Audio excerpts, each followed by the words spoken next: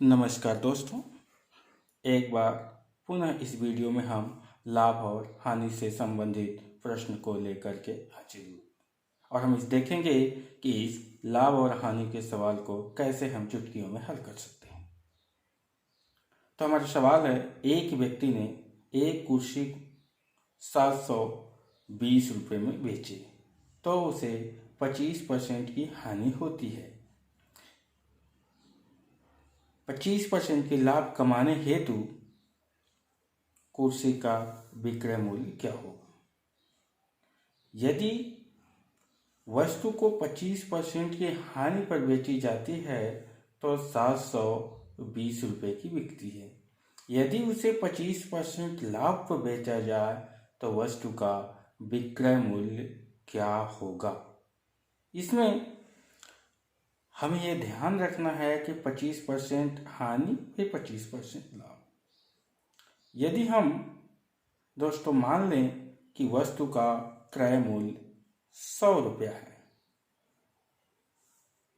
तो यदि वस्तु का क्रय मूल्य 100 रुपया है, इस वस्तु को हम 25% हानि पर 25% अगर हानि पर अगर हम बेचें तो वस्तु 75 की बिकेगी।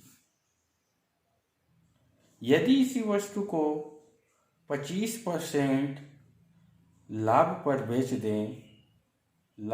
बेच दें तो वस्तु 125 की बिकेगी। तो ये जो है 25% हानि पे आ गया और ये 25% लाभ पे। अगर हमें 25% हानि और 25% लाभ क्लियर है तो अनुलोम अनुपात के नियम को लगा करके हम बहुत आसानी से निकाल सकते हैं।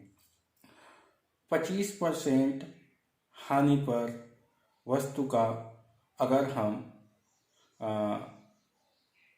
बेचते हैं तो वस्तु हमारी जो बिकेगी वह 75 रुपये की बिकती है और 25% लाभ पर बेचें तो वह 125 की बिकती है। हमने देखा ये 25% हानि पे है, ये 25% लाभ पे।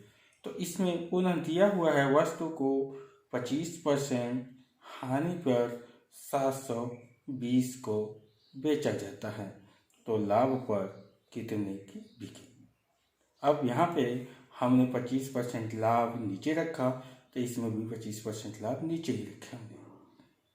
यहाँ पे 25% हानि हमने ऊपर रखा तो यहाँ भी 25% हानि को ऊपर रखा। अनुलोम अनुपात के नियम में यही मुख्य रूप से ध्यान रखना पड़ता है। अगर हम इससे अच्छी तरीके से समझ लें तो हमारे तभी फार्मूले सभी हट जाते हैं। बिना फार्मूले की मदद से हम एक ही नियम अप्लाई करके सभी सवालों को हल करने की कोशिश कर रहे हैं, ताकि हमें हर सवाल के लिए अलग अलग तरीके के फार्मूले याद करने की आवश्यकता ना हो। अब हम यहाँ से x के मान निकाल सकते हैं। x को इसको मल्टीप्लाई कर देंगे तो x into 75 is equal to 720 into 125। x का मान हो जाएगा x बराबर 720 गुणे 125 बटे 75। यहाँ से 25 से अगर हम काट दें तो ये हमारा आ जाएगा 5, ये हो जाएगा 3 से इसको काट दें 3 से 72 को तो आ जाएगा 24, 240। इसको मल्टीप्लाई कर दें, अगर हम मल्टीप्लाई कर दें तो x का मान आ जाता है 1200। तो यहाँ पे हमने देखा दोस्तों कि कितनी आसानी से हमने अनुलोम और विलोम अनुपात के नियम के तहत लाभ और हानि के इस सवाल को हल किया और हमने वैल्यू निकाल दी। क्योंकि यदि हम फार्मूले को लगाएं तो सवाल में 2-3 बार फार्मूला लगाना पड़ता है, तब जाकर के हमारा आंसर निकलता है।